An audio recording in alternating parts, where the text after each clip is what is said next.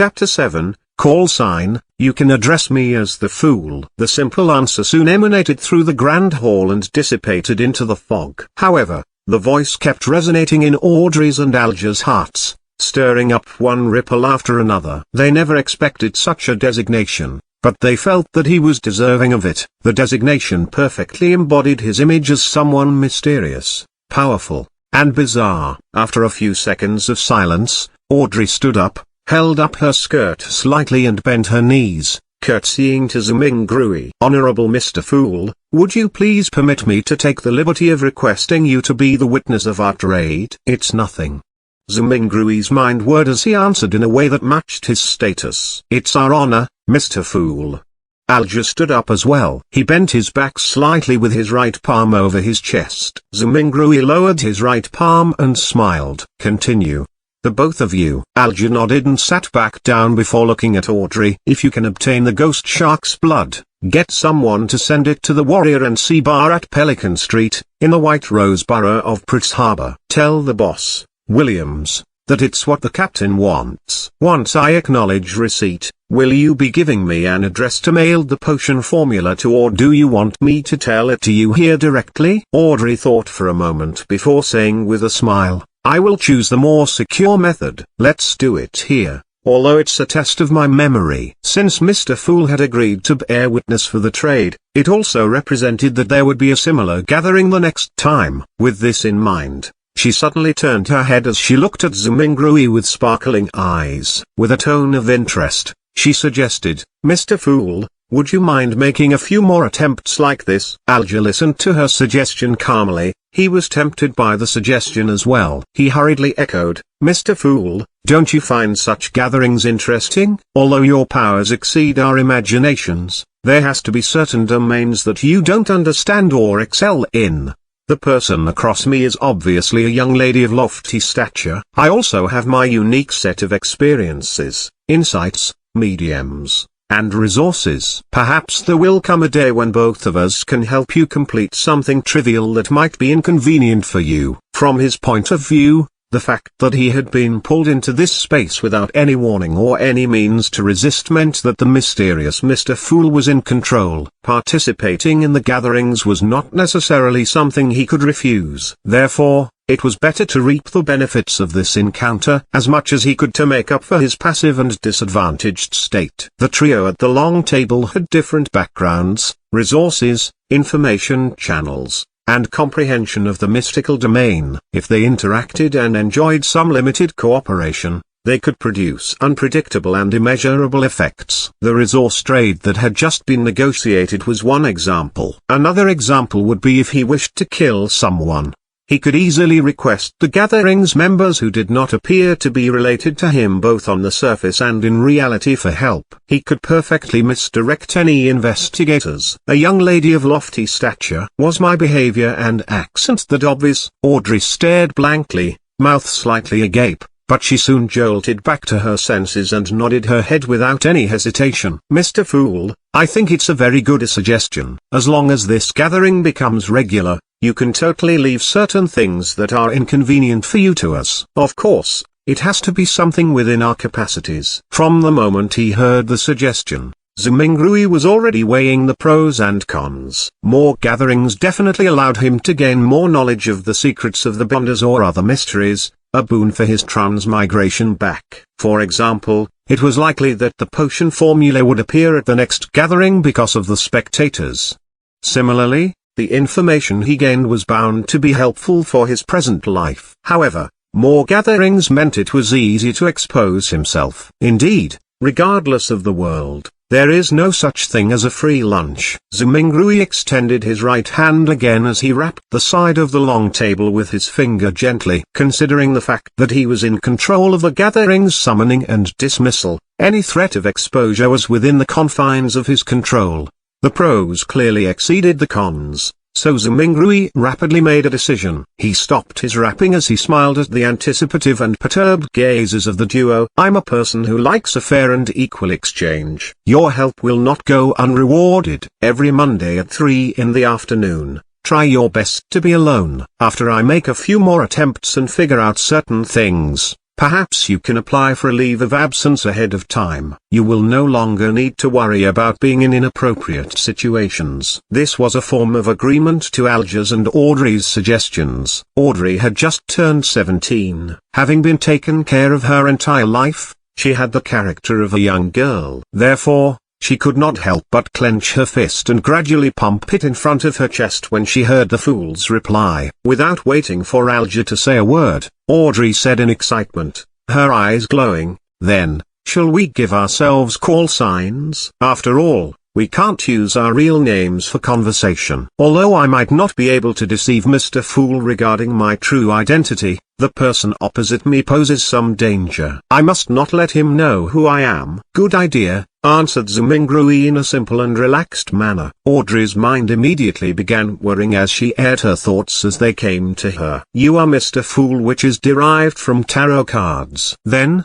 as a fixed, long-term, and secretive gathering, we should be uniform in our designations." "Yes, I'll also choose one from the tarot cards." Her tone slowly turned joyous. "I've decided. My designation shall be Justice." It was one of the 22 major arcana tarot cards. "What about you, mister?" Audrey cheekily smiled at her partner sitting across her. Alger frowned slightly before relaxing it immediately. "The Hanged Man." It was another major arcana card. "All right. Then we can be considered as the founding members of the Tarot Club." Audrey was the first to blurt it out happily, only to look fearfully at the fog-concealed Zhou Mingrui. "Will that be all right, Mr. Fool?" Zhou Mingrui shook his head in amusement. "You can decide on such trivial matters by yourselves." "Thank you." Audrey was clearly thrilled. Following that, she looked at Alger. "Mr. Hanged Man, can you repeat the address again once more? I'm afraid that my memories will fail me." "No problem." Alger was very pleased with Audrey's seriousness as he repeated the address once more. After repeating it to herself silently thrice, Audrey said again in excitement, "I heard that tarot cards were invented by Emperor Roselle as a game. In fact, doesn't it come equipped with the power to divine the future number? Most of the time, divination stems from one's self. Everyone has something spiritual about themselves, allowing them to attune to the spiritual world and connect to information about themselves at an even higher level. However, ordinary folks are unable to notice this, much less be able to interpret the signs they receive. This information will present itself with the help of divination tools. Let me raise a simple example: dreams and dream interpreters. Alger took a glance at Zhou Mingrui and seeing no response from him, he refuted Audrey's claim. Tarot cards are, in fact, such a tool. It uses more symbolism and more logical elements to help us in conveniently and accurately interpreting the signs. Although Zhou Mingrui appeared indifferent, he was actually listening very carefully. It was only at this point that his empty mind slowly became heavy as his head began to feel a throbbing pain. "Got it." Audrey nodded in agreement. Following that, she emphasized, "That's not what I meant. I'm not doubting the tarot cards, but I heard that Emperor Roselle had actually created another set of cards, secret and mysterious ones. They were paper cards which symbolized a particular unknown power. There was a total of 22 cards that he completed. Later on in life, he referenced them to create the 22 major arcana tarot cards which are used as a gaming tool. Was what I said correct?" She looked at Zhou Mingrui as though she was attempting to get an answer from the mysterious Mr. Fool. All Zhou Mingrui did was smile without saying a word. He cast his gaze at the Hanged Man as though he was putting him to the test. Alger subconsciously straightened his back and said in a deep voice, "That's right. It is said that Emperor Roselle had seen the blasphemy slate, and that set of paper cards contain the profound mysteries of the 22 paths of the divine." 22 paths of the divine, repeated Audrey with a longing tone. At that moment, Zhou Mingrui's headache intensified. He felt that his invisible connection with the crimson stars and greyish-white fog was beginning to falter. "All right, that will be all for today's gathering," he said in a deep voice after making the decision immediately. "By your will." Alger bowed his head respectfully. "By your will."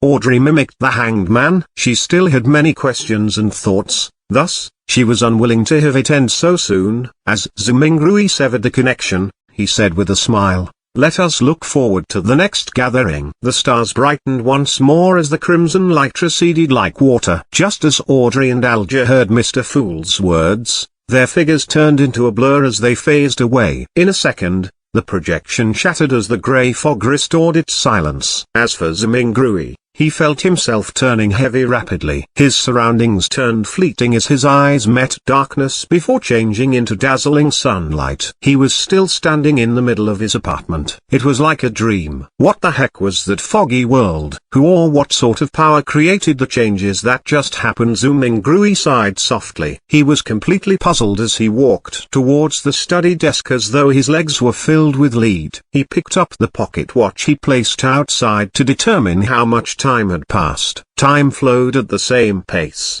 Zhou Mingrui made a rough judgment. After putting down his pocket watch, he found himself unable to endure splitting headache any further. He sat on the chair and lowered his head, using his left thumb and middle finger to massage his temples. After a long while, he suddenly let out a sigh and said in Mandarin, "From the looks of it, I won't be able to return anytime soon." Only the clueless could be fearless. After witnessing such a fascinating event and learning the situation regarding blunders and the mysterious world, Zhou Mingrui no longer dared to rashly try the luck enhancement ritual using ancient Faceak own language. Who knew what other kinds of situation would happen? Perhaps, it would be more bizarre, horrifying, or even a living hell. At the very least, I should attempt only when I have a deep mastery of mysticism, thought Zhou Mingrui helplessly. Thankfully, the so-called gathering could provide him with help. After another bout of silence, he muttered to himself with a tone of dismay, disappointment, agony, and grief, "From this moment forth, I'm Klein." Klein tried his best to refocus his solutions and plans so as to purge the negative emotions in him. Perhaps, he could learn the potion formula for spectator from the side. The gathering that just happened sure is fascinating. People who reside in different places across the world can reduce hundreds of kilometers to just mere inches and discuss face to face while supplying each other's needs. Speaking of which, this does sound a little familiar. Klein was stunned for a few seconds before he burst out in laughter. Pressing against his temple, he gestured under his breath. Wasn't that a social networking platform? Chapter 8, A New Era. Whoosh! Howling wind accompanied a downpour. The three-mast sailboat was tossed around by the crests and troughs of the incoming waves, as if it was being toyed by a giant. The crimson glow in Alger Wilson's eyes faded. He found himself still remaining on the deck and nothing appeared to have changed. Almost immediately, the quirky-shaped glass bottle in his palm shattered and the frost within melted into the rain. In seconds, there were no longer any traces left that suggested the existence of the wondrous antique. A hexagonal crystal-like snowflake emerged on Alger's palm. It then faded rapidly until it was seemingly absorbed by the flesh, vanishing completely in the process. Alger nodded his head in a hardly noticeable manner, as if he was thinking about something. He remained still and silent for a full 5 minutes. He turned around and headed for the cabin. As he was about to enter, a man who wore a similar robe embroidered with lightning patterns emerged from inside. This man, who had soft blonde hair, paused and looked at Alger. He held his right fist to his chest and said, "May the storm be with you." Alger replied with the same words and gesture. There were no emotions on his rough face which had a well-defined structure. Alger entered the cabin after the greeting and proceeded to the captain's cabin situated at the far end of the corridor. Surprisingly, he did not encounter any sailors on the way. The whole place was as quiet as a graveyard. Behind the door to the captain's cabin, a soft brown carpet overlaid the floor. A bookshelf and a wine rack took the opposite side walls of the room. The books with their yellowish covers and wine bottles with their dark red color looked peculiar under the flickering candlelight. On the desk with the candle, there was a bottle of ink, a quill, a pair of black metallic telescope, and a sextant made of brass. Behind the desk sat a pale middle-aged man wearing a captain's hat which had a skull on it. As Alger approached him, he said menacingly, "I will not give in." "I believe you can do it," Alger said calmly, so calm that it felt like he was commenting on the weather. The man seemed to be stunned by the unexpected answer. At this very moment, Alju leaned forward slightly and suddenly dashed across the room until they were only separated by the desk. Alju tightened his shoulder and reached out his right hand to choke the man. Illusory fish scales appeared on the back of his hand as he crazily mustered more strength to choke the man, giving him no time to respond. Crack! Amid the crisp cracking sound, the man's eyes widened as his body was lifted up. His legs twitched furiously before they soon became motionless. His pupils began to widen as he stared aimlessly. There was a stench from between his legs as his pants gradually turned moist. While lifting the man, Alju lowered his back and strode toward the wall. Bang! He used the man as a shield and smashed forward at the wall. His extremely muscular arm was monstrous. A hole cracked open in the wooden wall, and rain poured in, accompanied by the scent of the ocean. Alju flung the man out of the cabin, straight into the giant waves that resembled mountains. The wind continued to howl in the dark as almighty nature devoured everything. Alju took out a white handkerchief and wiped his right hand carefully before throwing it into the sea as well. He stepped back and waited patiently for company. In less than 10 seconds, the blond man from before rushed in and asked, "What happened?" "The captain has escaped," Alju answered in an annoyed manner as he panted. "I didn't know he still had some of his bonder powers." "Damn it." The blond man cursed softly. He went up to the opening and stared into the distance. However, nothing was visible except for the waves and the rain. "Forget it, he was just extra loot," the blond man said, waving his arm. "We will still be rewarded for finding this ghost ship from the Tudor era." Even if he was a keeper of the sea, he would not have hastily dived into the sea under this weather condition. "The captain will not be able to survive much longer if the storm continues," Alju said, as he nodded in approval. The wooden wall was repairing itself at a discernible rate. He gazed at the wall and turned his head subconsciously towards the rudder and the sail. He was perfectly aware of what was going on behind all the wooden planks. The chief mate, the second mate, the crew, and the sailors were not present. There was no living person on board. Amidst all the emptiness, the rudder and the sail moved eerily by themselves. Alju again pictured the fool who was covered in greyish-white fog and sighed. He turned back and looked outside at the mighty waves and spoke as though in a reverie while filled with anticipation and awe. "A new era has begun. Empress Borough, Backland, capital of the Lone Kingdom." Audrey Hall pinched her cheeks in disbelief of her encounter a while ago. On the dressing table in front of her, the old bronze mirror had shattered into pieces. Audrey cast her gaze downwards and saw the swirling crimson on the back of her hand. It was like a tattoo depicting a star. The crimson gradually faded and disappeared into her skin. Only at this point in time was Audrey certain that it was not a dream. Her eyes twinkled as she grinned. She could not help but stand up before bending down to lift up the hem of her dress. She curtsied towards thin air and started dancing lively. It was the ancient elf dance, the most popular dance among royalty at the moment. She had a bright smile on her face as she moved about gracefully. Knock, knock. Someone suddenly knocked at her bedroom door. "Who is it?" Audrey immediately stopped her dance and asked as she tidied her dress to look more elegant. "My lady, may I come in?" "You should start to prepare for the ceremony," Audrey's maidservant asked from outside the door. Audrey looked into a mirror on the dressing table and quickly wiped the smile from her face, leaving only a tiny hint of a smile. She responded gently after she had ensured everything was presentable. "Coming." The doorknob turned and Annie, her maidservant, pushed in. "Oh, it cracked," Annie said as she instantly saw the outcome of the old bronze mirror. Audrey blinked and said slowly, yes. Susie was here just now. I am sure you know she likes to wreak havoc." Susie was a golden retriever that was not so much of a pure breed. It was a gift given to her father, Count Hall, when he bought a foxhound. Nevertheless, Audrey adored it. "You should train it well," Annie said, as she picked up the pieces of the bronze mirror adeptly and with care, lest it hurt her mistress. As she finished tidying up, she asked Audrey with a smile, "Which dress do you want to put on?" Audrey thought for a while and answered, "I like the dress designed by Mrs. Guinea for my 17th birthday." "No, you can't wear the same dress twice to a formal ceremony or others will gossip about and question the whole family's financial ability," Annie said, shaking her head in disagreement. "But I really like it."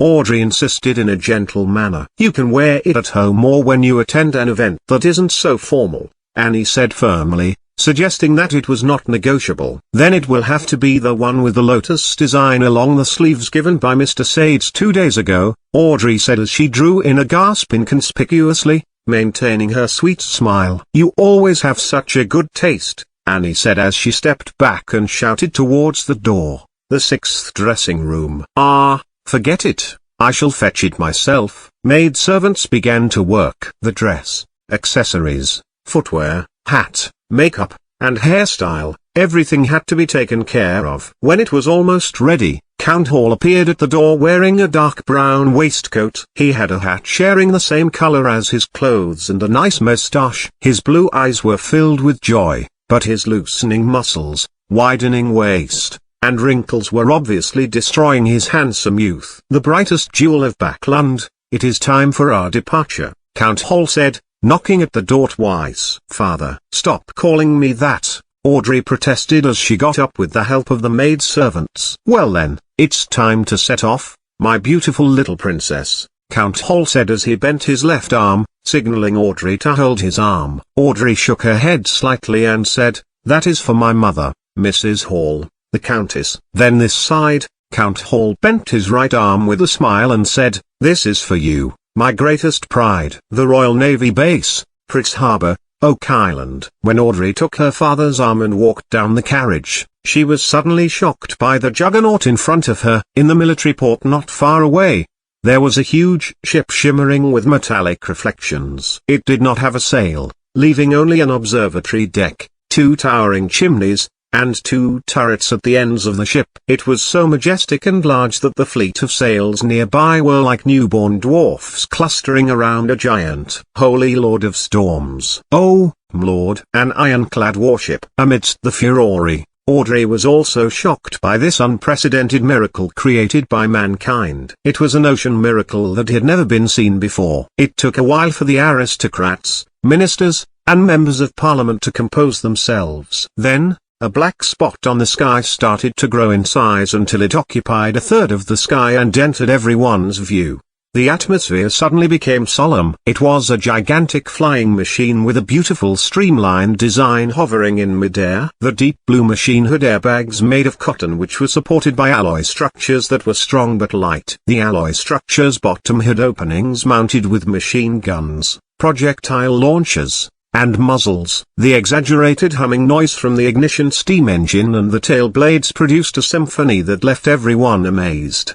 The king's family arrived on their airship, exuding a lofty and indisputable authority. 2 swords, each with a ruby crown at their handle, were pointing vertically down and reflected the sunlight on both sides of the cabin. They were the Sword of Judgment emblem which symbolized the Augustus family and has been passed down from the previous epoch. Audrey was not yet 18, so she had not attended the introductory ceremony, which was an event led by the Empress that marked one's debut into the Backland social scene, to announce her adult status. Therefore, she could not be nearer to the airship and had to remain silent at the back to watch the entire event. Nevertheless, it did not matter to her. In fact, she was relieved that she did not need to deal with the princes. The miracle that mankind used to conquer the sky touched down gently. The first ones to step down the stairs were the handsome young guards who wore red ceremonial uniforms with white trousers. Decorated with medals, they formed 2 lines with rifles in hand. They were awaiting the appearances of King George III,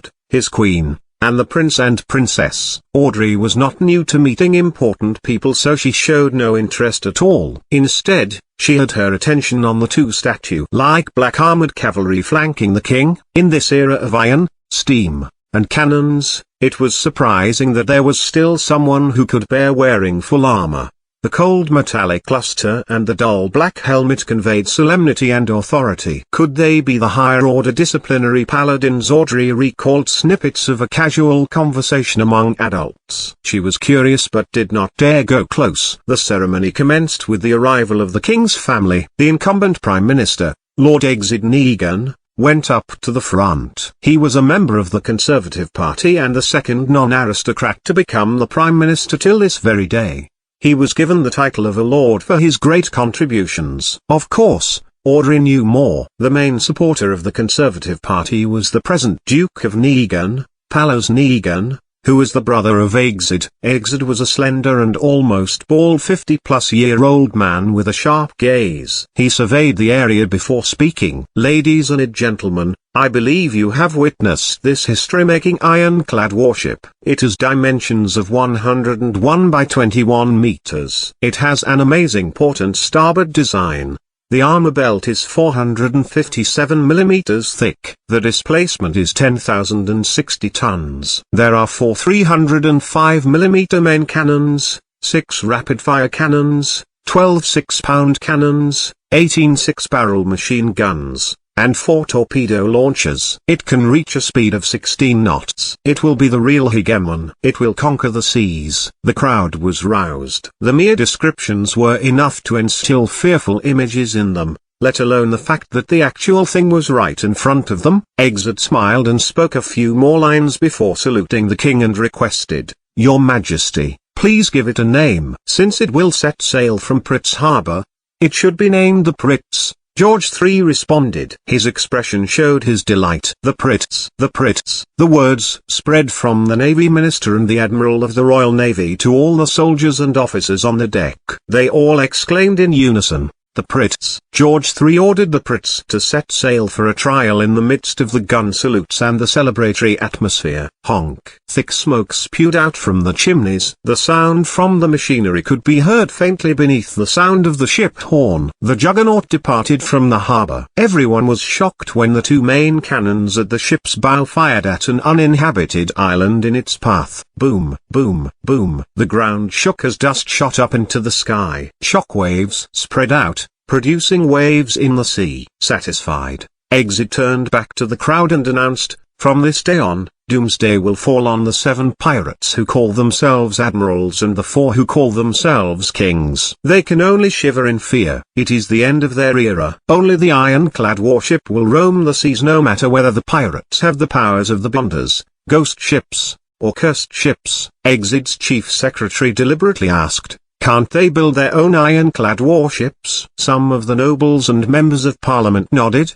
feeling that such a possibility could not be eliminated. Exit immediately smiled and shook his head slowly as he answered, "Impossible. It will never be possible." Building our ironclad warship required 3 big coal and steel amalgamators, a scale of more than 20 steel factories, 60 scientists and senior engineers from the Backlund Cannon Academy and Pritz Nautical Academy, 2 royal shipyards, almost 100 factories for spare parts, an admiralty, a shipbuilding committee, a cabinet, a determined king with excellent foresight, and a great country with an annual steel production of 12 million tons. The pirates will never achieve it. Having said that, he paused and raised his arms before shouting in agitation, "Ladies and gentlemen, the era of cannons and warships has dawned upon us.